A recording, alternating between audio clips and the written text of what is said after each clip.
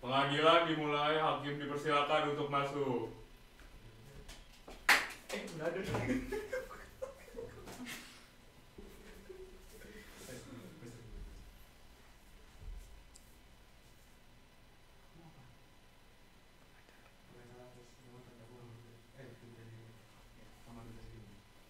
Pengacara atas nama pengacara Tanjiro dipersilakan untuk masuk.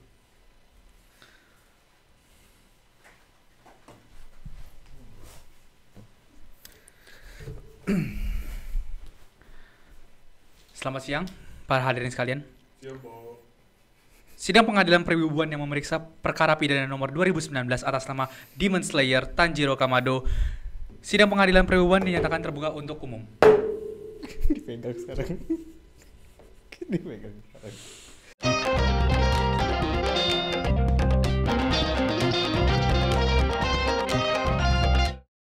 Gak itu. Mohon hadirkan terdakwa pada ruangan persidangan. Selamat siang, yang mulia hakim. Terdakwa bisa memberi identitas terlebih dahulu. Perkenalkan, saya Digzo Digocek Digo. Saya merupakan pengacara dari terdakwa Tanjiro Kamado dari Demon Slayer Kimetsu no Yaiba. Di sini pengacara akan mencoba mempertahankan Demon Slayer karena sudah memiliki tuduhan yaitu anime yang overrated. Apakah itu benar? Mari kita persidangkan. Sidang dimulai. Dipegangin. Baik, kalau begitu, mari kita mulai dengan tuduhan pertama. Berdasarkan dari Undang-Undang Perwibuan, dikatakan bahwa Demon Slayer telah melanggar perjanjian sakral antara generasi baru dalam anime dengan mentitik beratkan kualitas animenya dalam bidang animasi. Sementara di aspek seperti contohnya, cerita itu sangat biasa. Bagaimana? Terbantu animasi. Sebagai pengacara bisa mempertahankan tuduhan seperti ini? Terbantu animasi. Betul. Soalnya begini, Pak Hakim yang mulia. Pak Hakim. Kalau kata-kata terbantu animasi ya sebenarnya bisa dibilang memang itulah tugas dari animasi atau visual gitu. Tugas dari sebuah visual adalah untuk membantu agar cerita yang sudah ada tuh dapat disalurkan kepada penonton. Ya kebetulan animasi atau visual effect dari Demon Slayer atau Kimetsu no Yaiba ini bisa dibilang di atas rata-rata dari anime-anime lain yang mungkin sepantaran dengan dia lah ya gitu bisa dibilang.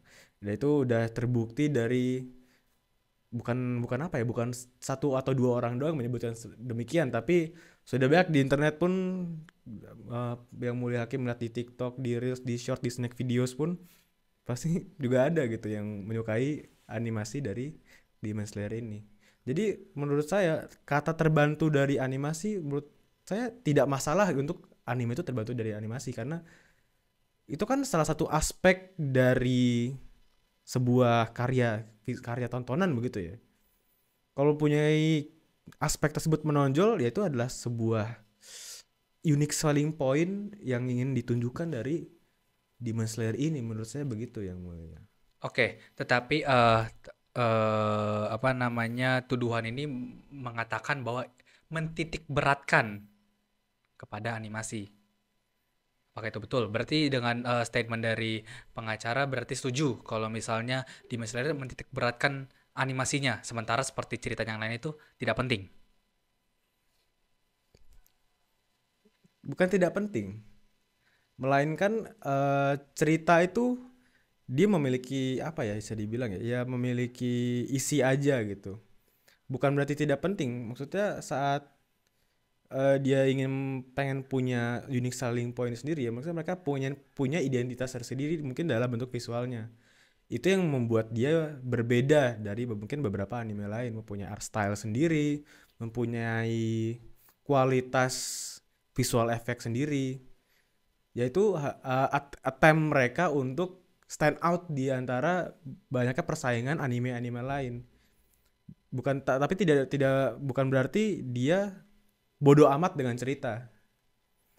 Karena baik lagi untuk cerita ya itu akan sangat akan sangat subjektif Karena relatability orang terhadap cerita tuh berbeda-beda, tapi seenggaknya Demon Slayer sudah menjalankan apa kasar kaidah-kaidah textbooks gimana agar cerita itu tuh bisa berjalan dengan enak untuk diikuti untuk beberapa season ke depan.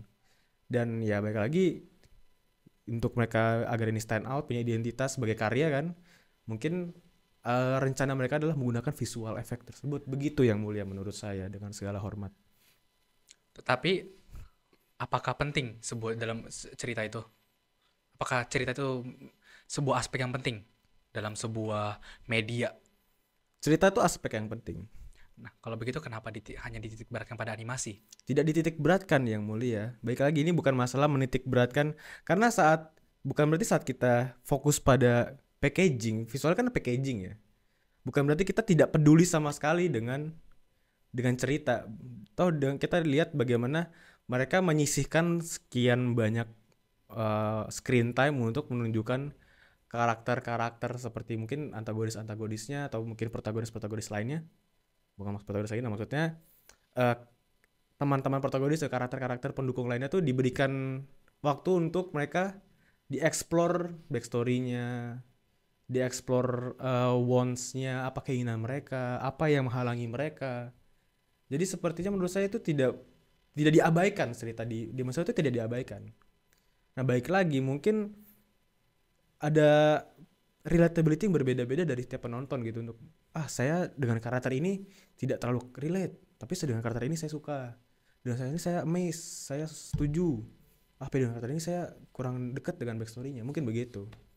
Baik lagi, visual hanya berguna untuk packaging dan sebagai identitas sebagai karya. Menurut saya yang mulia begitu, menurut saya begitu yang mulia. Baik, Maaf yang mulia. selanjutnya mari kita masuk ke tuduhan kedua. Berdasarkan dari beberapa saksi mata yang hadir menyatakan bahwa salah satu karakter dalam Demon Slayer seharusnya tidak berhak mendapatkan atensi yang sebesar itu, yakni dalam bentuk merchandising dan sebagainya, dikarenakan karakter tersebut sudah tidak relevan dalam cerita ini yang terkini. Karakter tersebut adalah bernama Rengoku Kyojuro. Bagaimana sebagai pengacara bisa mempertahankan tuduhan seperti ini? Ya, jadi kerabat Rengoku ini kerabat dari klien saya, betul ya. Dan Pak Hakim tolong ditahu para juri ini. Security. Terima kasih Pak Hakim. Terima Lanjutkan. kasih Pak Hakim. Saya lanjutkan ya. Ya, baik. Jadi karena beliau almarhum beliau ini adalah kerabat dari klien saya, jadi mereka punya hubungan erat, dan mereka berhubungan dengan berdampak langsung terhadap Demon Slayer ya. Jadi saya boleh ikut membela. Ya, mungkin dianggap tidak penting ya berarti ya, yang mulia. Poinnya itu ya. Dia sudah yang digugat di sini adalah bagaimana sebenarnya karakter ini kan sudah bisa dibilang sudah lewat ya, sudah melewati masa jayanya. Tetapi kenapa di saat dia sudah tidak relevan tetap didorong dalam bentuk merchandising dan sebagainya. Pun di dalam ceritanya pun sangat didorongkan, apalagi di season paling baru yaitu Demon Slayer The Swordsman Village Arc. Karena begini yang mulia, dia tidak ada, dia sudah kita bilang sudah wafat, bukan berarti dilupakan begitu saja. Malah saya ngelihat ini ada dari dua perspektif. Di perspektif yang pertama, para fans, para mungkin kreator atau siapapun yang membuat merchandising or whatever ingin mengenang jasa Rengoku yang karena Rengoku kan sudah tertanam di hati, seperti hati yang ditanam sama tangannya Akaza kan. Ya maksudnya sudah tertanam di hati, dia sudah kena dengan sudah dicintai oleh masyarakat, oleh para fans, oleh para penonton. Jadi ya itulah bentuk mereka mengenang, untuk pay the respect untuk kayak Rengoku tuh kita nggak boleh lupa, makanya dibikin seperti itu. Perspektif kedua menurut saya, saat dia sudah meninggal bukan berarti apa yang dia lakukan, apa dampaknya dia terhadap karakter-karakter lain tuh bukan berarti sudah hilang. tapi sudah menjadi menjadi inspirasi, menjadi motivasi buat karakter utama yaitu seperti Tanjiro. Jadi bukan berarti tidak diperbolehkan untuk tidak boleh ada merchandise, nggak apa-apa menurut saya, bagus-bagus aja karena untuk kita mengenang. Karena kalau kita ambil contoh karakter seperti siapa? Seperti Itachi di Naruto. Dia sudah lama wafat. Ya walaupun bangkit lagi, habis itu wafat lagi. Betul. Tapi tetap dicintai karakternya, merchandise-nya atau apapun tetap ada, tetap dijual, tetap dibeli, tetap dicintai. Ya, memang saya dengar dia memiliki salah satu backstory yang sangat bagus sih. Saya setuju dengan statement tersebut. Baik. Ini nggak apa-apa, ada kesetujuan, nggak apa-apa dong. Lalu lanjutkan. Udah sih. Oh gitu. Iya, terima kasih. Tetapi saksi mata menyatakan bahwa cerita Rengoku itu sangat dipaksakan untuk masuk, apalagi kita saksi mata memberi contoh seperti pada saat season terbaru ya, karakter Muichiro itu dari luar manapun tiba-tiba bisa aja gitu ternyata kenal baik dengan Rengoku dan segala macam, padahal tuh tidak pernah dijelaskan dengan segala dan itu seperti dipaksakan gitu sih menurut saksi mata. Itu bisa banyak juga yang mengatakan kalau misalnya itu dipaksa agar bisa dijual kembali loh karakter Rengoku ini buat merchandising. Oke. Apakah itu benar? Menurut saya Rengoku hanya digunakan untuk menaikkan sales dari Demon Slayer.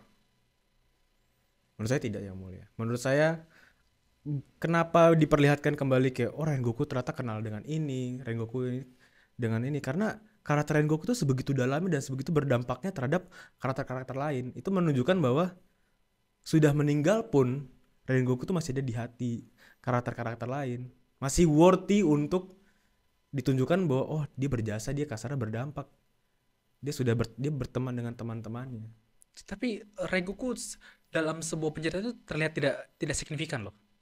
Dia hanya muncul total 1 episode dan 1 film. Abis itu dia menemukan donat.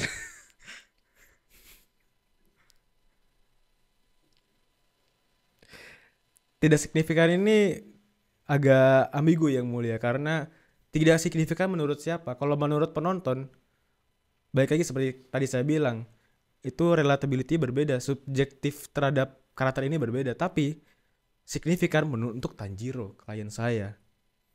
Karena dia yang memotivasi, dia yang memberikan dorongan, dia yang membuat Tanjiro tuh makin bersemangat untuk mengalahkan demon-demon setelah dia melihat karakter Rengoku ini sangat baik, ini sangat kuat segala macam, berjasa, dikalahkan oleh upper demon gitu.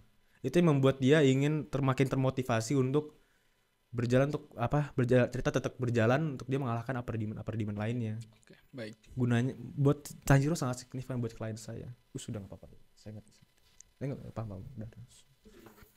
Baik, kita masuk ke gugatan ketiga. Baik. Ini datang dari salah satu karakter yang sudah hadir ya, bernama Gyu Tomioka. Baiklah.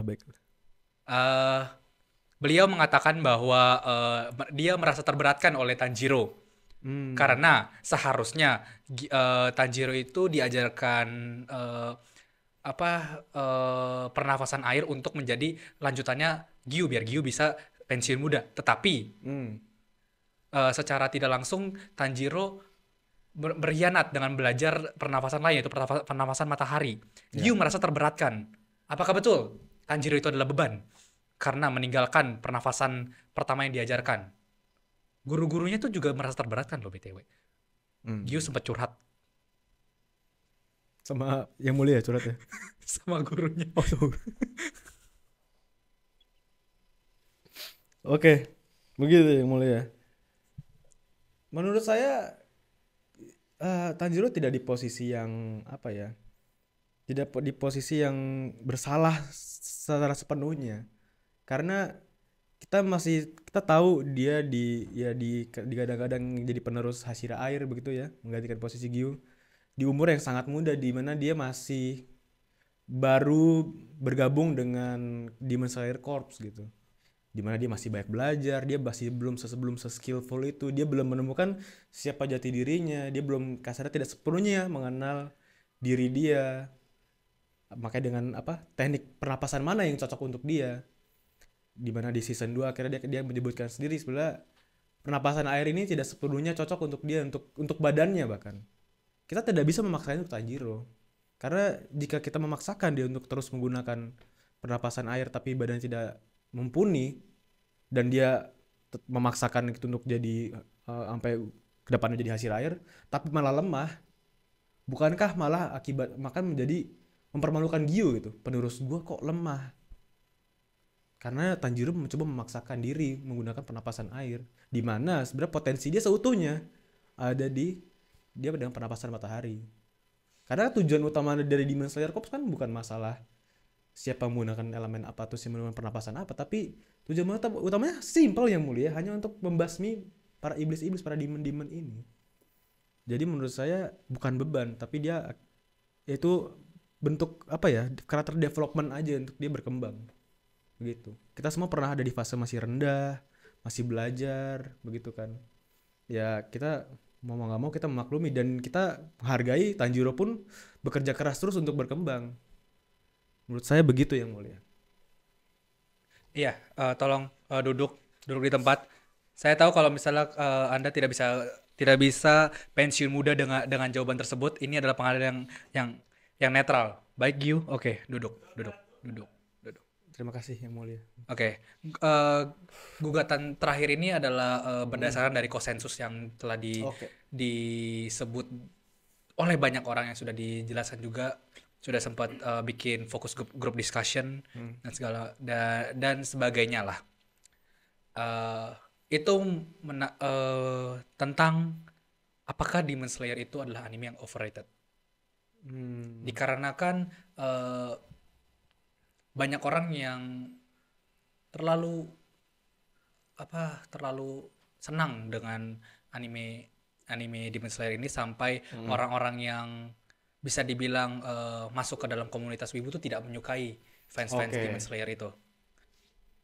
Oke. Karena ceritanya biasa saja, salah satu gugatannya karena hanya terbantu dengan animasi, dan yang paling berat gugatannya adalah bentuk dari karakter Kamado Tanjiro itu yang tidak likable menurut saksi mata.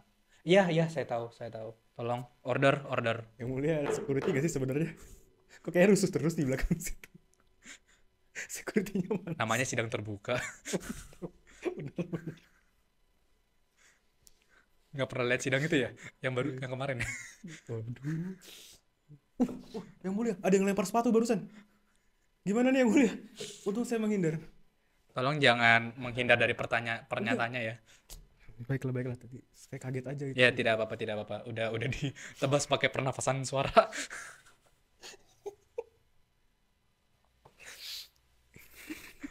Oke, baiklah. Oke. Gimana? Jadi gugatannya itu dalam bentuk pertanyaan, apakah Demon Slayer itu adalah anime yang overrated? Apakah Demon Slayer berhak mendapatkan penghargaan tersebut? Dan apakah Tanjiro Kamado adalah karakter yang bagus? Silakan. Apakah Demon Slayer overrated? Overrated itu sangat opinionated dan tidak ada tolak ukurnya menurut saya yang mulia. Dan anime akan menjadi overrated atau underrated atau apapun itu di luar kendali dari pembuat cerita dan film atau anime itu sendiri. Karena itu kan adalah pure reaksi dari para fans, para penonton, para wibu-wibu lainnya gitu. Jadi kalau memang overrated pun atau tidak overrated pun tidak bisa dipertanggungjawabkan kepada pembuat animenya gitu. Kalau misalnya kita ambil contoh yang mulia menyukai makanan di sebuah pinggir jalan, tapi ya dia hanya berjualan aja gitu, dia menjalankan passionnya berjualan, terus orang rame mengerubungi, tapi abis yang mulia coba terus rasanya biasa aja, kok rame banget nih, berlebihan nih, overrated nih. Apakah salah dari penjualnya? Dia kan hanya berjualan, dia hanya, kalau kita dengan analogi yang sama ya, ini kan hanya berkarya saja gitu. Makanya hanya berkarya, dia menyukai cerita ini, dia dekat dengan cerita ini, dia menyuarakan cerita ini begitu. Jadi tidak bisa kita salahkan kepada mangakanya, "Oh, ini overrated lu, overrated segala macam." Jadi ya menurut saya baik lagi itu di luar kendali dari mangaka dan pihak Tanjiro-nya seperti itu. Lalu untuk gugatannya kedua, apa tadi ya yang mulia ya? Perihal Oh, Kamado Tanjiro adalah karakter karakternya yang tidak likable menurut iya, beberapa orang. salah satu bukti yang terkuat yang dibacakan dalam gugatan tersebut adalah Tanjiro tidak melewati yang para karakter-karakter shonen lainnya lewati, yaitu adalah training arc. Ya, Dia tiba-tiba jago sendiri, tiba-tiba jago aja, nggak ada tuh berlatihnya. Itu adalah gugatan yang paling besar. oke. Itu membuat Tanjiro bisa dibilang banyak saksi yang bilang bukan karakter yang baik. Oke. Eh begini, yang mulia untuk karakter Tanjiro ini belum bisa dibilang sebenarnya belum melewati training arc karena pasti pada masanya dia akan melalui training arc dan mungkin di perspektif yang lain training arc-nya Tanjiro itu berbeda dengan training arc mungkin di manga lain gitu, punya pendekatan yang berbeda, yaitu cara dia training adalah dengan langsung melawan demon-demon. Langsung ke lapangan ya. Iya, anaknya praktek gitu yang mulia.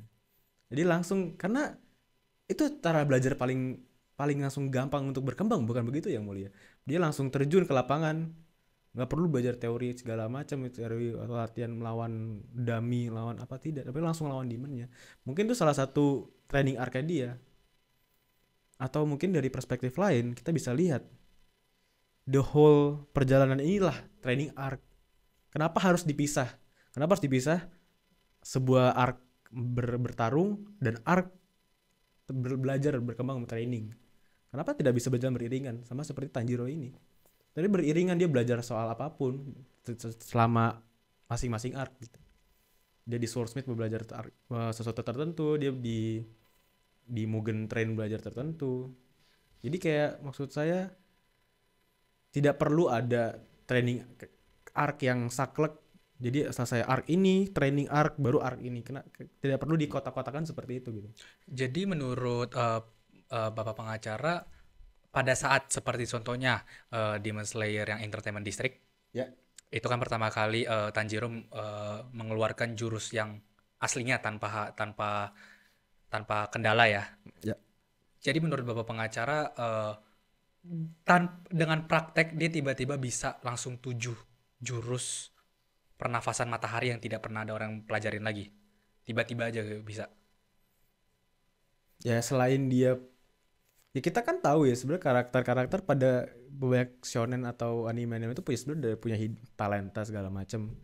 Tapi Tanjiro ini tuh selain dia punya talenta, dia juga kita secara ditis kecil-kecil aja dia tuh sambil belajar sebenarnya, sambil dia berkembang baik lagi sesuai alur ceritanya berjalan. Jadi sebenarnya dia tidak semerta-merta tiba-tiba bisa 7 aja karena dia sudah mengalami perjalanan.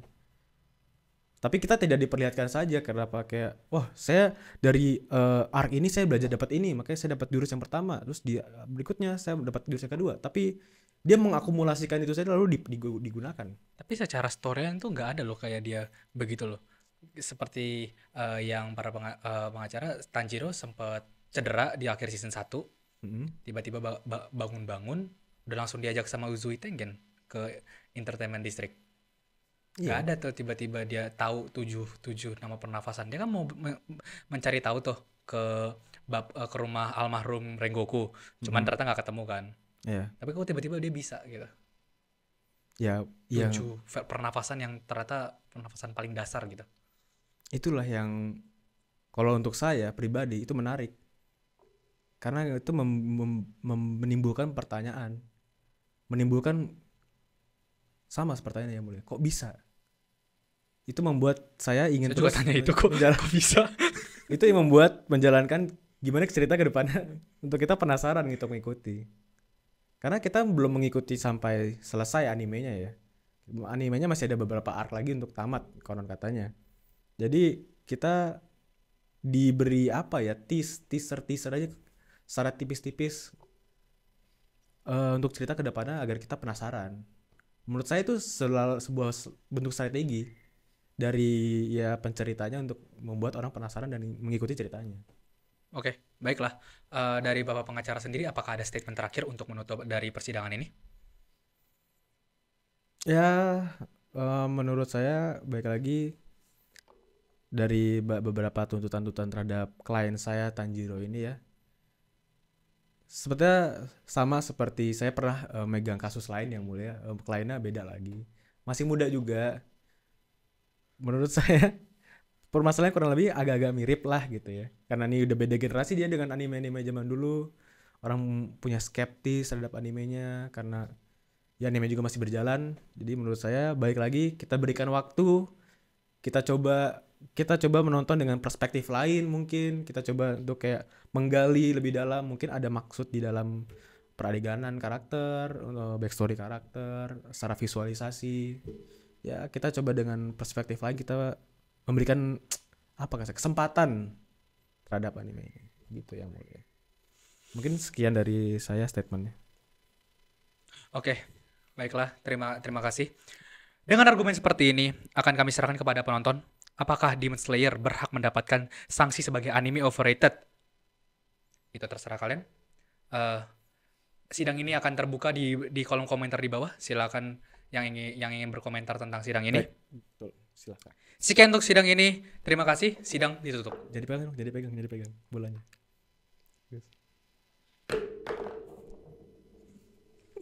Terima kasih.